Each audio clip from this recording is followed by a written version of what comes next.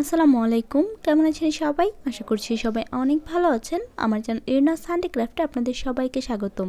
আমি এরিনা আছি আপনাদের সাথে। চলে এলাম একটা নতুন ভিডিও নিয়ে। আজকে আমি একটা জামার কাটিং দেখাবো আপনাদের। এটা মূলত আমি করব হচ্ছে 42 ইঞ্চি বডির জন্য। তো এখানে তার জন্য আমি 2.5 গজ পরিমাণ কাপড় নিয়ে নিয়েছি। শুরুতেই বলে রাখি, যদি আপনারা প্রপার লম্বা হাতা চান তাহলে এখানে 3 গজ পরিমাণ কাপড় নিয়ে নেবেন, তাহলে আপনার কাপড়টা ঠিকঠাক মতো হবে। তো আমি এখানে 2.5 ইঞ্চি কাপড় নিয়েছি, যার কারণে আমার হাতের কাপড়টা শর্ট রাখতে হয়েছে।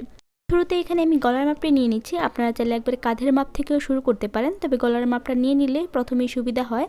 তো আমি এখন গলাটা কাটবো না, বাট আমি গলার মাপটা একদম প্রপার মেজারমেন্টটা এখানে দিয়ে নিচ্ছি। তো আমার গলার লং হচ্ছে তো আমার এখানে গলার ওয়াইড হচ্ছে 3 ইঞ্চি এবং লম্বায় আমি নিব 6.5 ইঞ্চি। যেহেতু এটা 42 বডির একটা জামা, অবশ্যই এটা বড় মানুষের জন্য আর একটু স্বাস্থ্যবান মানুষের জন্য, তার জন্য এখানে গলার মেজারমেন্টটা একটু বাড়িয়ে নিতে হবে। মেজারমেন্টটা নেওয়া হয়ে গেলে এবার এটাকে আমি একটা বক্স শেপ দিয়ে দিব। এই পর্যন্তই, আমি আর গলার যে শেপটা সেটা দেব না। এখন আমি কাঁধের মাপটা নিয়ে নিব। তো এখানে আমি কাঁধ নিচ্ছি 3.5 ইঞ্চি। আপনারা চাইলে বাড়িয়ে অথবা কমিয়েও নিতে পারেন। তো এই কাঁধের পরিমাপটা মূলত 3.5 থেকে 4 ইঞ্চি পরিমাণ রাখলে পারফেক্ট হয়। আর এবার আমি নিয়ে নিচ্ছি আর্মহোল আমার আছে 8 ইঞ্চি।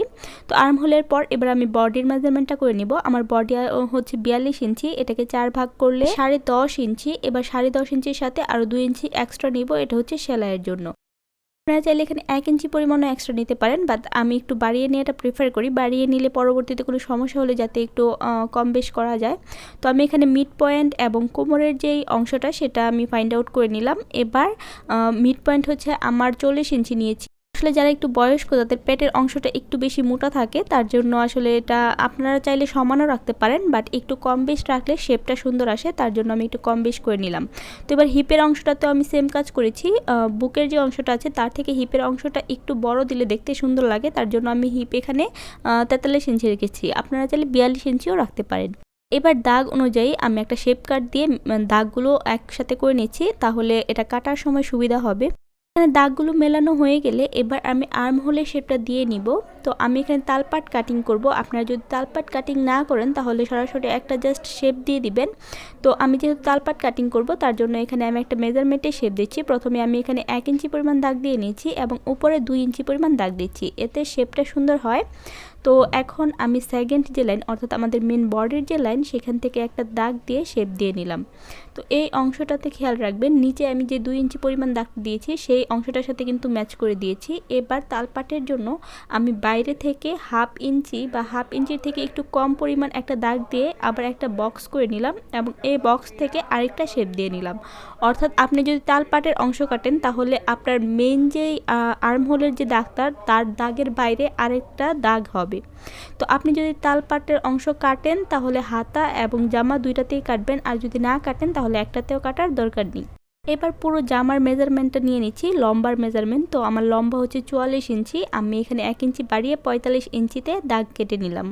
আপনারা এখানে 1 থেকে 1.5 ইঞ্চি পরিমাণ বাড়তি রাখতে পারেন, বেশি বাড়তি রাখলে আবার বেশি লম্বা হয়ে যাবে।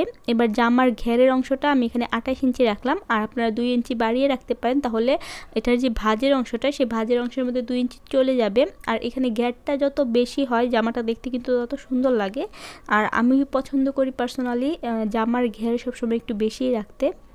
তো আপনারা আপনাদের পছন্দ মতো এই মেজারমেন্টটা রাখতে পারেন। এবার দাগ অনুযায়ী আমি কাটিং করে নিব। উপরের অংশ কাটিংটা হয়ে গেলে নিচের অংশে আমি একটু রাউন্ড করে শেপটা দিয়ে নিব, কারণ নয়তো দুই পাশ ভাঁজ করলে দেখা যায় যে কিছুটা অংশ বাড়তি চলে আসে। তার জন্য আমি এখানে 1/2 ইঞ্চির মতো একটু রাউন্ড করে কেটে দিব। কাটিংটা হয়ে গেলে এবার যেসব জায়গায় আমার সেলাইটা বসবে সেসব জায়গায় আমি একটু কেটে দেব।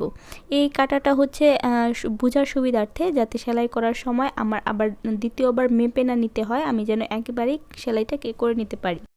এবার চলে যাব গলার অংশে। এবার আমরা গলার সে কাপড়টা কেটে নিব। তো আমি কিন্তু এখনও তালপাটের অংশটা কাটিনি, কারণ আমার সামনের গলা এবং পিছনের গলা দুই রকম গলা হবে।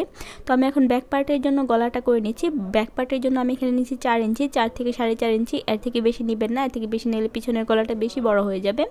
তো আমি এখানে 4 ইঞ্চি পরিমাণ নিয়ে এখানে একটা রাউন্ড শেপ দিয়ে দিলাম এবং নিচেরটাতেও আমি রাউন্ড শেপই দিয়ে দিলাম। তো এবার প্রথমে আমি উপরের যে গলাটা, অর্থাৎ পিছনের যে গলাটা, সেটার জন্য জন্য গলাটা কাটিং করে নিব। আর এখানে আমি 1/2 ইঞ্চি শোল্ডার ডাউন করে দিচ্ছি। এটা আপনারা মেপেও নিতে পারেন কিংবা চোখের আন্দাজে একটা শেপ দিয়ে নিতে পারেন।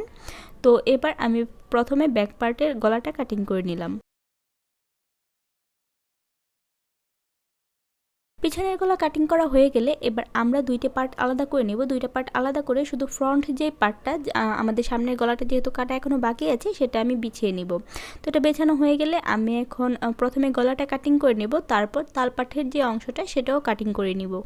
এরই মধ্যে মূলত আমার বডির যে অংশটা সেটা কাটিং করা হয়ে গেছে। এখন আমার বাকি আছে হাতা এবং গলার যে পট্টিটা আছে সেটা নেয়ার।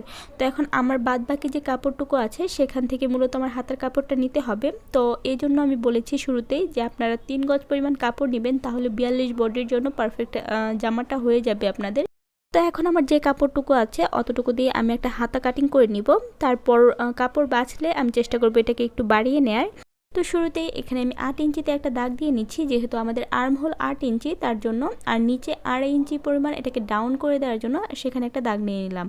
আর একটু এক্সট্রা কাপড় নিব, এটা হচ্ছে সেলাইয়ের জন্য। তো এবার এখানে আমি একটা হাতার শেপ দিয়ে দিব। এই শেপটা আপনারা নিজেদের মতো দিয়ে নেবেন। আমার শেপটা খুব বেশি ভালো আসে না, আমি এখনও চেষ্টা করছি এই শেপটাকে প্রপারলি দেওয়ার জন্য। তো পরবর্তীতে যদি আমার মনে হয় যে হাতাটা বেশি টাইট হয়ে যাবে, একটু লুজ করা প্রয়োজন, তাহলে আমি আবার চেষ্টা করবো এটার সাথে একটু জোড়া দেওয়ার। তো নিজেদের কাপড় যেহেতু সেজন্য জোড়া দিয়ে পরলেও সমস্যা হয় না, বাট যদি আপনি প্রফেশনালভাবে কাজ করতে যান তাহলে অবশ্যই এখানে 3 গজ পরিমাণ কাপড়টা নিয়ে নেবেন।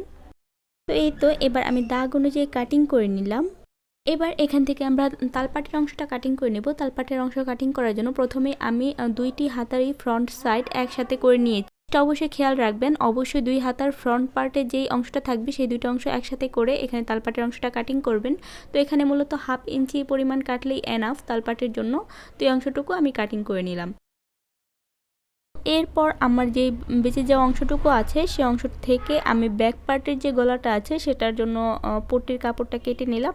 আসলে এখানে কাপড়টা খুবই কম পরিমাণে আছে, তার জন্য আমি অল্প অল্প করেই কেটে নিচ্ছি। আর যেই কাপড়টুকু আছে ততটুকু দিয়ে যদি আমার ফ্রন্ট পার্টের জন্য তালপট্টি কাটা না যায় তাহলে আমার ঘরে থাকা যেসব এক্সট্রা কাপড় আছে সেখান থেকে আমি পট্টির কাপড়টা কাটিং করে নিব।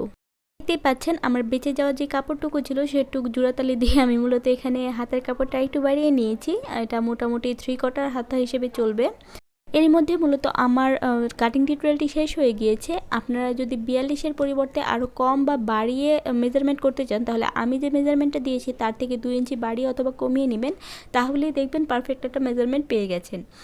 তো এই তো আজ এই পর্যন্তই। সবাই ভালো থাকবেন, আমার জন্য অনেক অনেক দোয়া করবেন। দেখা হবে আবার নতুন কোনো ভিডিওতে, আবার নতুন কোনো টিউটোরিয়ালে। সেই পর্যন্ত সবাই ভালো থাকবেন। আল্লাহ হাফেজ।